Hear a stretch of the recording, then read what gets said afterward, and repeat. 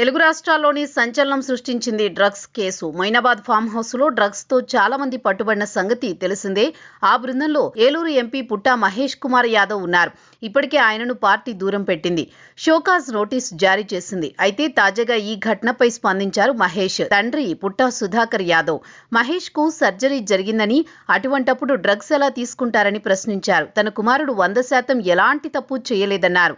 తెలంగాణ మాజీ MLA pilot Rohit Reddy farm house లో drugs పట్టుబడిన సంగతి తెలిసిందే. అయితే ఈ ఘటనలో తెలుగుదేశం ఎంపీ పుట్టా మహేష్ యాదవ్ పట్టుబడ్డం సంచలనంగా మారింది. టీడీపీ హైకమాండ్ దీనిపై స్పందించింది. సీఎం చంద్రబాబు సీరియస్ కావడంతో టీడీపీ రాష్ట్ర అధ్యక్షుడు పల్లా శ్రీనివాస్ నోటీసులు జారీ చేశారు.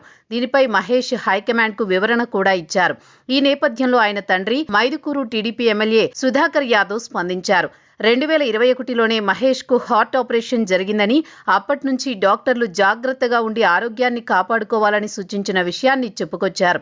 తన కుమారుడు డ్రగ్స్ ఎలా తీసుకుంటాడని కూడా ప్రశ్నించారు. ఢిల్లీ ఎయిమ్స్ లో మహేష్ కు కొన్ని రకాల టెస్టులు చేయించామని, అన్నింటా నెగిటివ్ రిపోర్ట్లే వచ్చాయని చెప్పారు. మొయినాబాద్ ఫామ్ హౌస్ లో పార్టీ ఉందని చెప్పడంతో తన కుమారుడు అక్కడకు వెళ్లారని వివరించారు సుధాకర్ యాదవ్. అక్కడ పరిస్థితులు చూశాక వచ్చేస్తానని సిద్ధపడగా కారు లేకుండా పోయిందని, అందుకే అక్కడ ఉండిపోయారని వివరించారు. అసలు మహేష్ టెస్ట్ కోసం బ్లడ్ తీసుకోకుండా పాజిటివ్ ఎలా వస్తుందని కూడా ప్రశ్నించారు. 48 గంటల తర్వాతే రిపోర్ట్ వస్తుందని, అలాంటిది కొన్ని గంటల వ్యవధిలోనే బ్లడ్ రిపోర్ట్ ఎలా వచ్చింది అంటూ అనుమానం వ్యక్తం చేశారు. అందుకే కేసు విచారణ పూర్తయిన తర్వాత అన్ని ఆధారాలతో మీడియా ముందుకొస్తామని చెప్పారు సుధాకర్ యాదవ్. కాగా పుట్టా మహేష్ రాజకీయ నేపథ్యంలో ఉన్న కుటుంబం నుంచి వచ్చారు. ఆయన తండ్రి గతంలో టీడీపీ అధ్యక్షుడిగా కూడా వ్యవహరించారు. మొన్నటి ఎన్నికల్లో టీడీపీ ఎమ్మెల్యేగా గెలిచారు. టీడీపీ సీనియర్ నేత యనమల రామకృష్ణుడు స్వయానా మామ.